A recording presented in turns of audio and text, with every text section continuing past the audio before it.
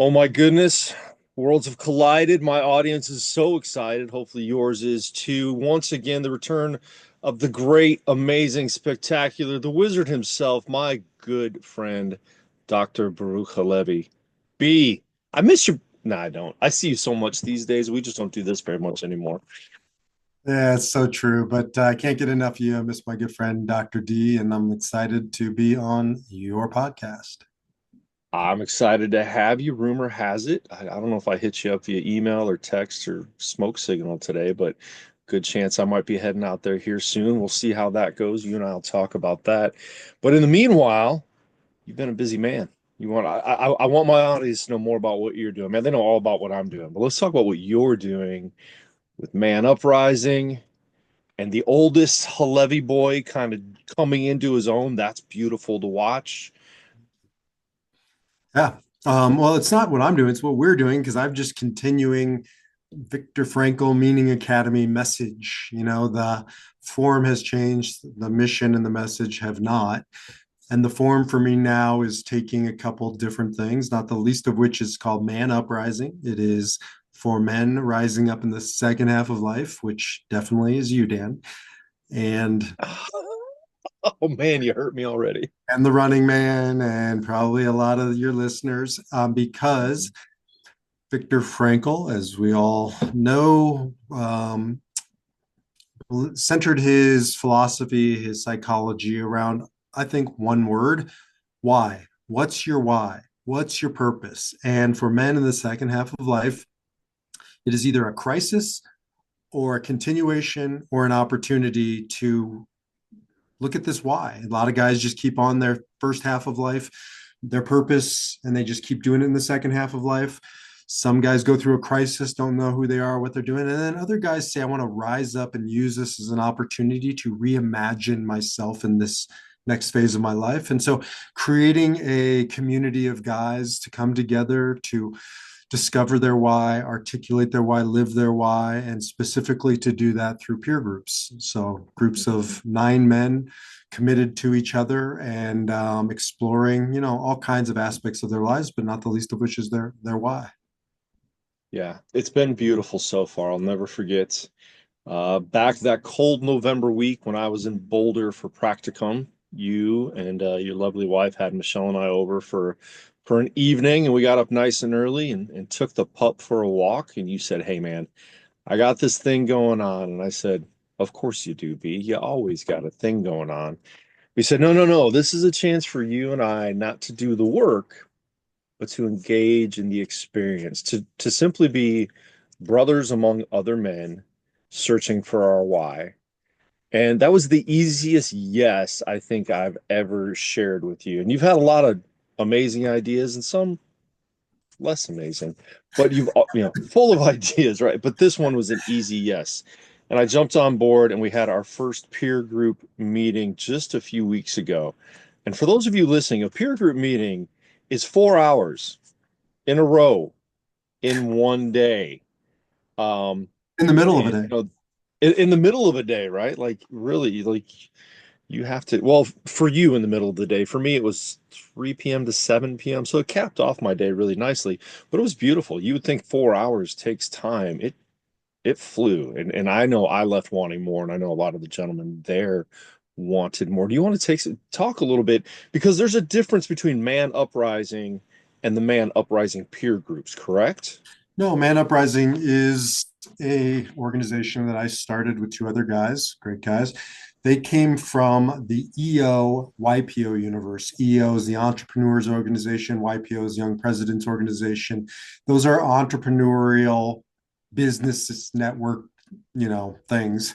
And they do over there what's called a forum. And a forum is I think it's 4 hours, and it's a very structured peer group. So for them, it revolves around, again, entrepreneurial business type stuff. They love forum experience. They've just sort of aged out. They're in their 50s now, and they're not interested in business. They wanted something more. Well, when I met them a couple of years ago, I am a content creator and I have a lot of content to share with the world. And I was looking for a platform to do that. And it was sort of, remember back in the day, Dan, of the peanut butter and chocolate commercial. You dipped your peanut butter in my chocolate kind of thing, right? And it was this, Wow. yeah, it was this perfect symbiotic relationship. Their context, my content, bringing it together. So infusing those 4 hours of a very structured experience. It's not like we just show up and, hey, what do we do? There's 15 steps in this peer group process. You go through each one methodically. And inside of there, we drip this content of meaning and purpose and what's your why. And so that's Man Uprising, is to bring together peer groups, create peer groups, bring men together. And we've now just launched our fifth peer group. We're doing it here in Denver.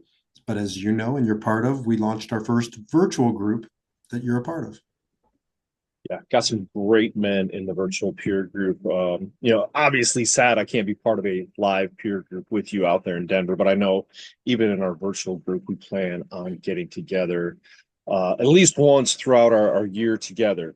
Um, and the Man Uprising platform, solid. Of course it is. I mean, you've got so much content, a lot of it with some of the stuff we worked on in the past for the Meaning Academy, but now not necessarily, refocus towards not just everybody and not just towards meaning, purpose, and resilience, but specifically your message, your goal is to bring this to men of a certain age.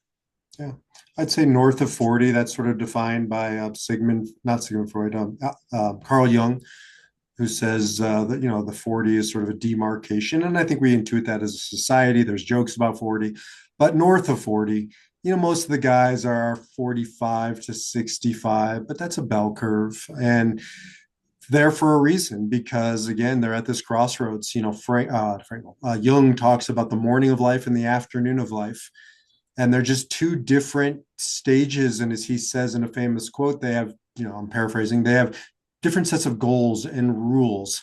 And what works in the morning not only doesn't work in the afternoon, but can really fail us. And so looking at the afternoon, again, the second half of life, as what are the goals? What are the rules? What are the ways I want to and need to show up? How's the game changed? Do I want to keep playing the same game? And so having a community of, frankly, brothers to support you in asking and answering those questions. We can't answer for each other, but I can stand by and support you and ask you questions and help you find your way by just showing up and being in a committed group. That's what we do.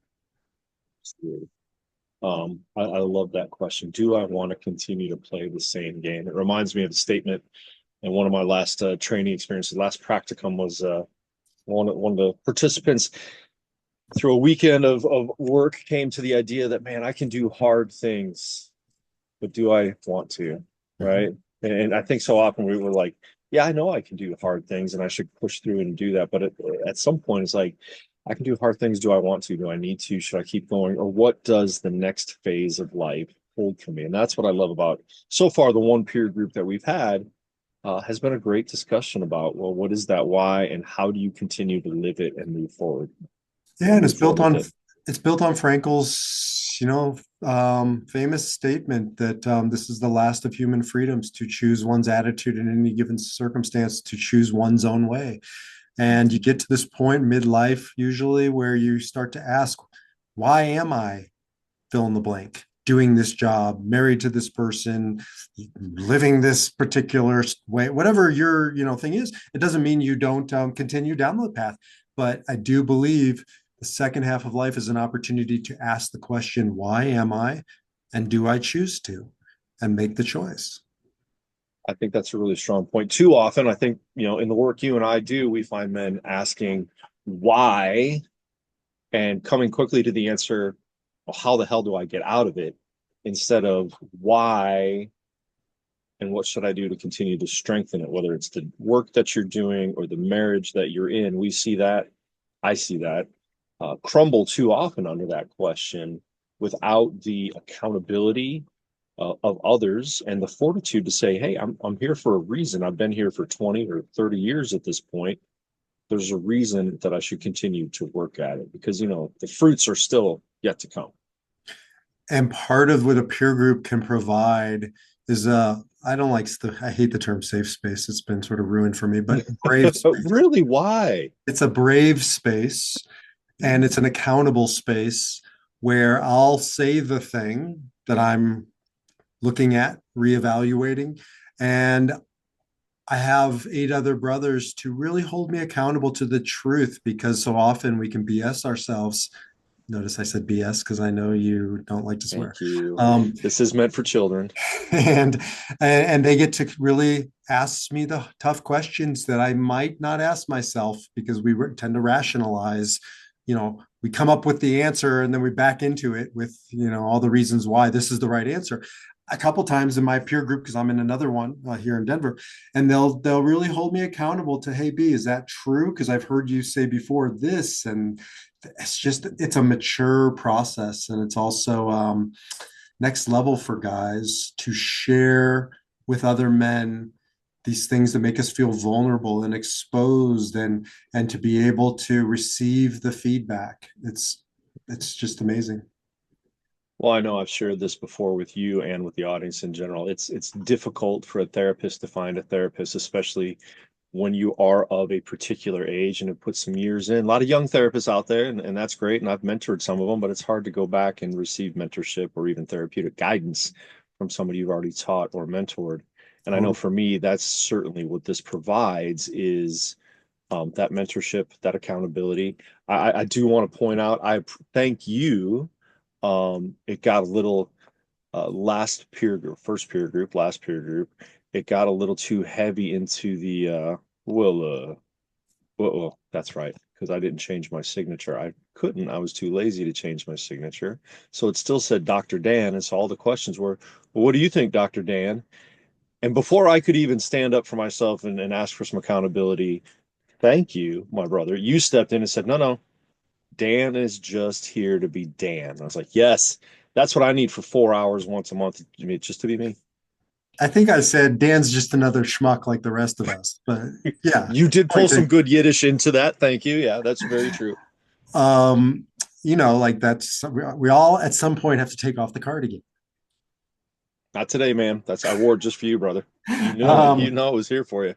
But this is the danger. Like when I was a rabbi, this was even more of a danger to start believing your own BS, to start believing you're the mast, you're the title, you're everything you say up there on the beam, on the stage, in the pulpit, and you lose yourself. I see so many clergy lose themselves. I see so many therapists lose themselves because they start creating an echo chamber and a bunch of yes men, and you start believing your own BS. That is the pathway to hell. Yeah, and that's just not rabbis or pastors or therapists. That's us dudes, right? Again, at a certain age, we've cultivated friendships, but we've also sometimes cultivated echo chambers and yes, people around us. You know, if we run a business or we operate a business or we're at a certain point in a business, you put people around you that say, "Oh, sure, whatever you want," and it's good. It's healthy conflict according to either the MBTI or the Enneagram. That like we need that conflict. We need somebody to say, as you pointed out, "Hold up, man, you sure about that?" Because last time you said something different, and now you're saying this. Who are you, and who do you want to be, and what direction do you go?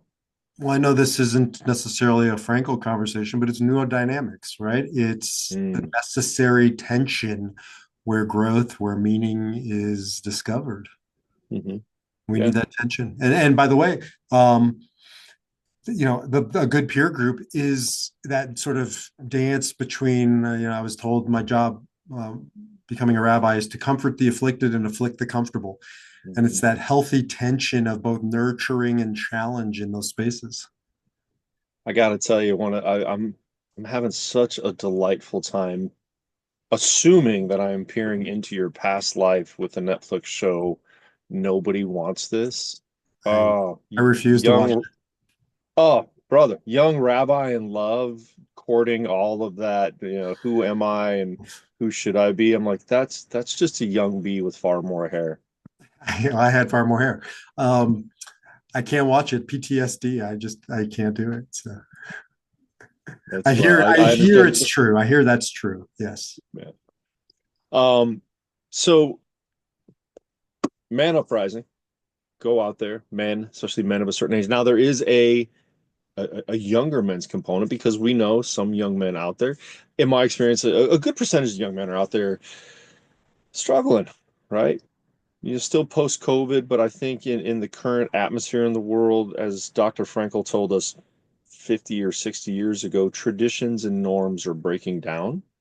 And I think we've only seen that more in the past 10 or 20 years. And that's leaving a lot of young men questioning their roles in the world, where they go, what they do, and how to get there.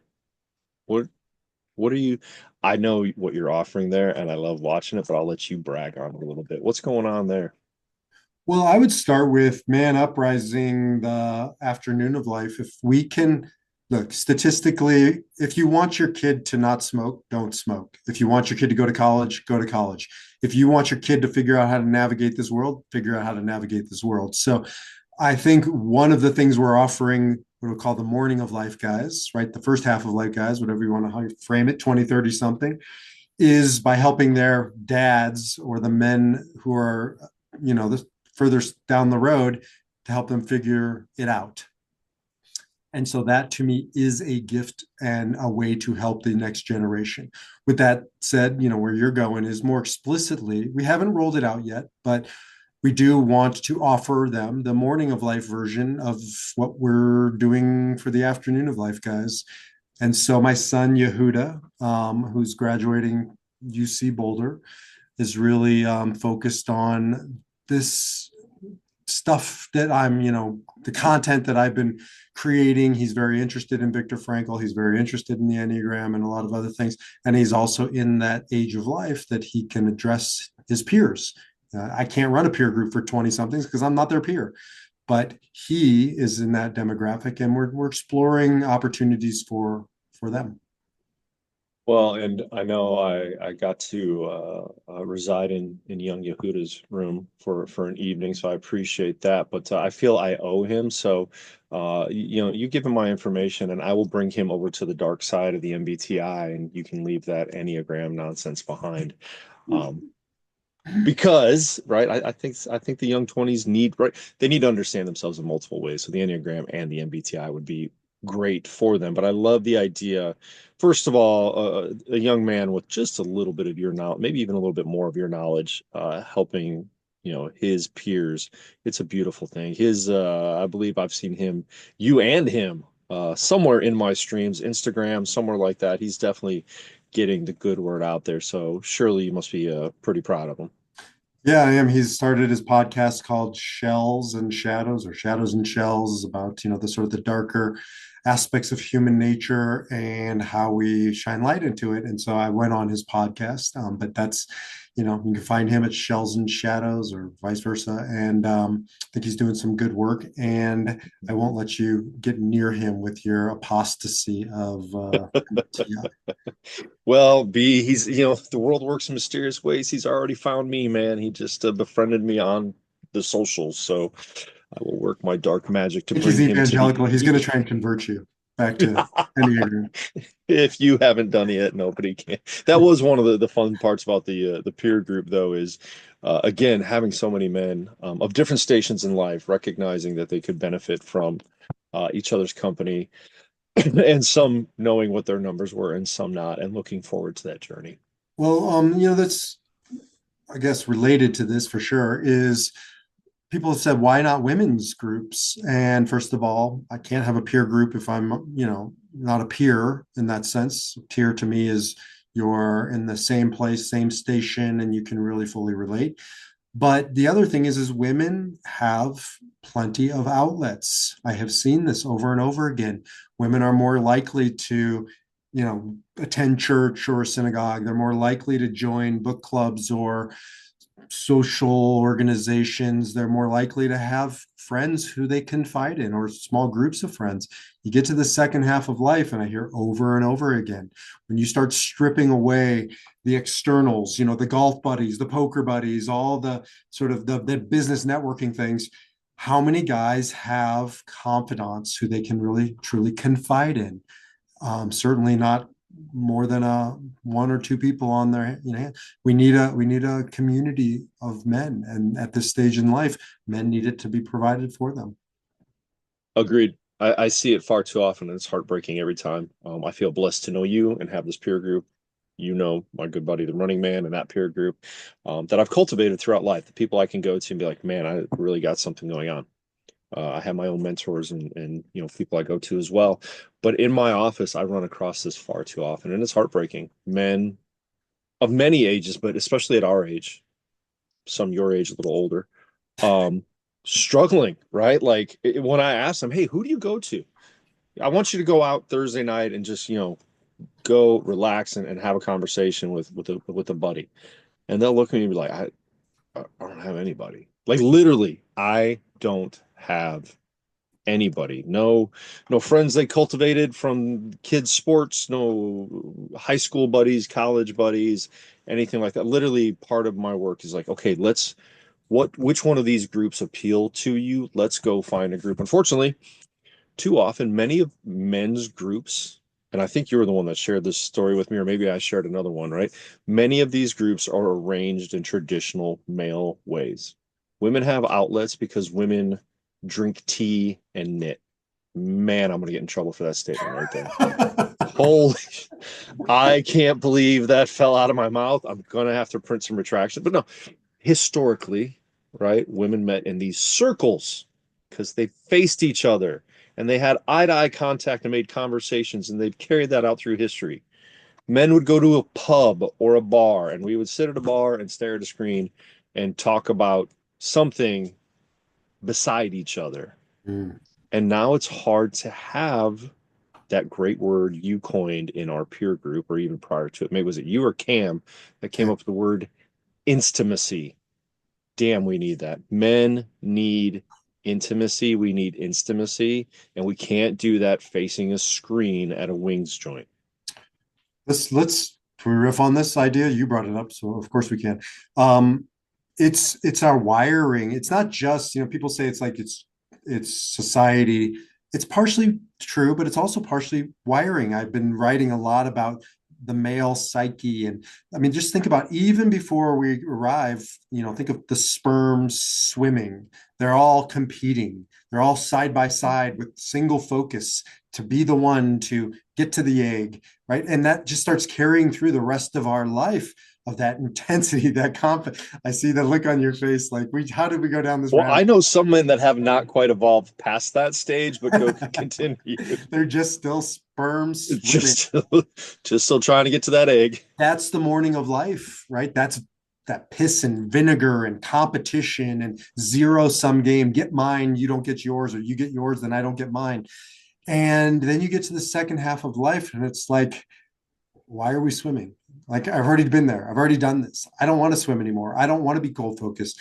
Men, they hunt facing forward. They play golf facing forward. And a teacher of mine, Parker Palmer, says it's a third thing. We need to place our attention on a third thing: the golf ball, the Cubs, whatever you want to focus on, because we're not comfortable with intimacy of just talking about ourselves, each other, not having that third thing. So in a peer group, we remove the third thing. We sit in a circle, so to speak. And that is like a revolution for men. Mhm. Mhm. I yeah, I did that in I ran a ketamine assisted psychotherapy group last week, and to sit in a circle, I've always loved group. I was trained in group early on in my career, found how good it was, and many psychotherapists are fear it, right? Avoid it because that's a lot of personalities to deal with. And I kind of had a baptism of fire, and that's the environment I worked in. I had to, and I had to get used to it. But man, the way those peer groups are run is beautiful. And every time I come to a well-run group, it is just you have people that, again, intimacy. You form bonds over tough questions, over accountability, over being real, and not just watching the Cubs, which is so damn depressing. I don't know why you'd want to do that anyway, or whatever sports team it might be, right? Um, yeah, coming face to face and dealing with where you're at in life and where you want to be and how to get there and having other men hold you accountable. It's truly beautiful. And it's amazing our defense mechanisms, especially early on in the peer group, you'll see it or you've seen it. And we use humor to Mm. deflect. We use sarcasm. We use um, all kinds of defense mechanisms because we're just used to as guys, even with our buddies all throughout our life. Like I have buddies from high school, college. They don't know me. I don't know them because I've never dropped that guard in that relationship. And then in the peer group, it's like we call each other out on it. We have to drop the armor, the facade, because it's just a way to keep out vulnerability. Absolutely.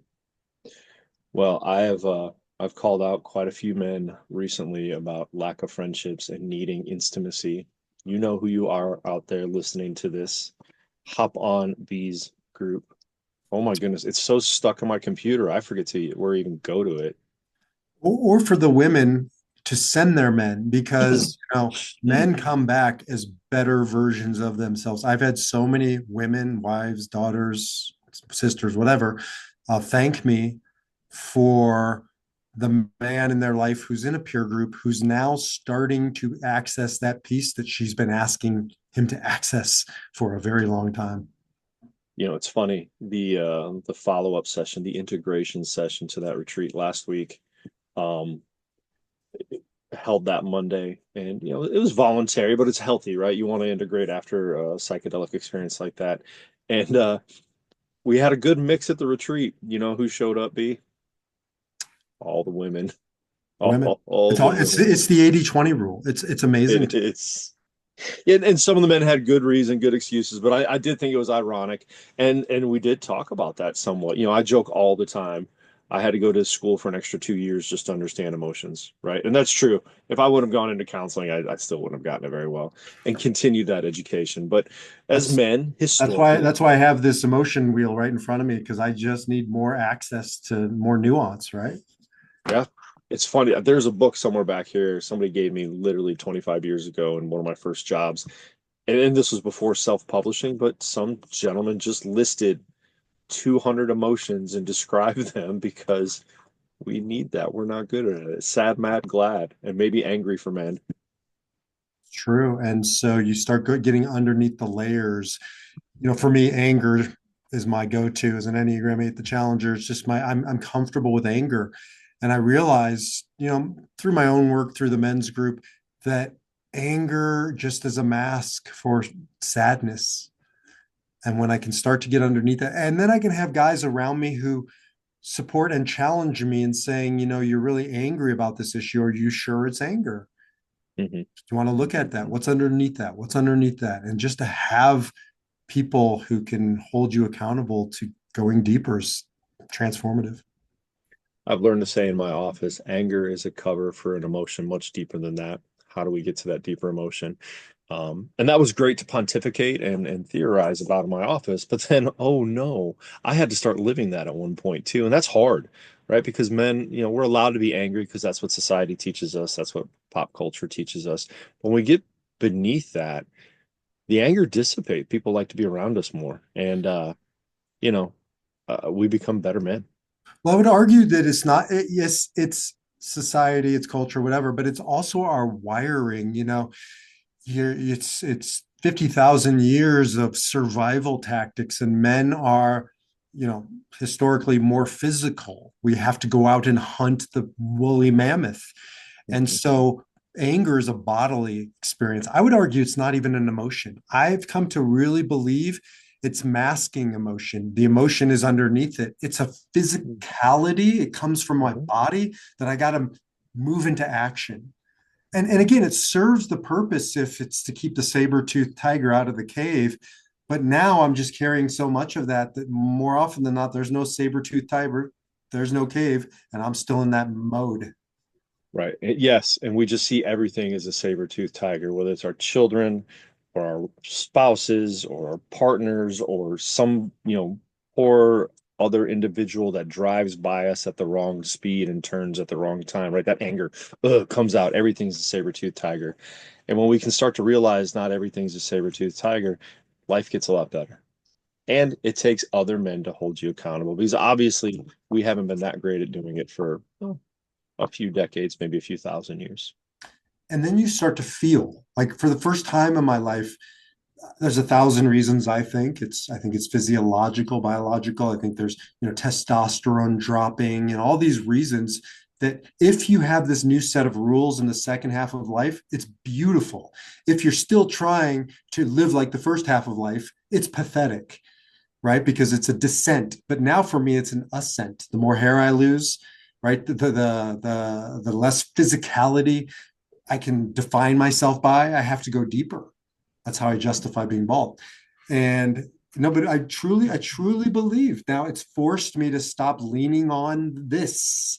And now I got to cultivate this, my, point in my heart for those listening. And so to me, that's the invitation to get into something deeper. And I watch these men start to access their heart, access their feelings, open up in a way that they've never had before. It's beautiful.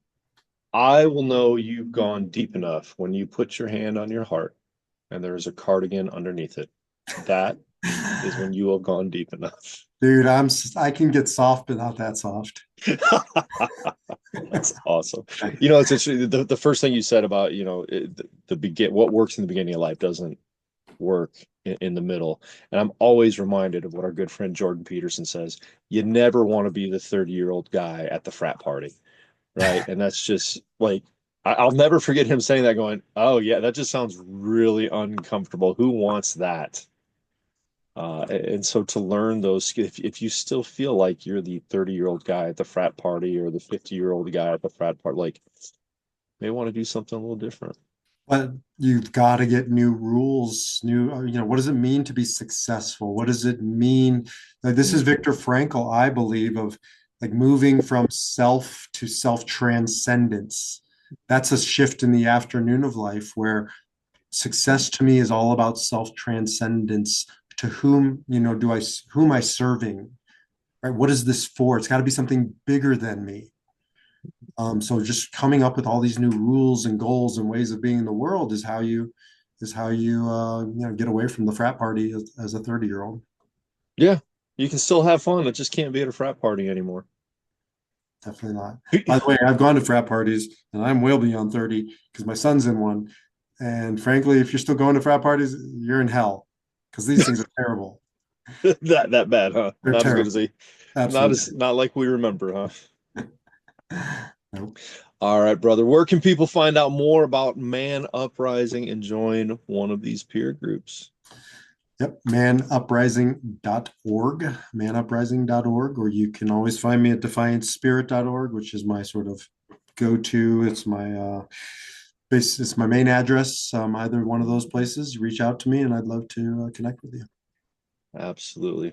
Well, hey man, I'm so glad you came on today. I know trying to get your time as you're getting all these peer groups going and supporting my peer group, our peer group, as well as other things. I appreciate you, and I love spending time with you. I can't wait to get back out there to Denver and just hang out and see where things go. Thanks for having me back on the show, and let's do it again. All right, man. Take care, brother. Take care.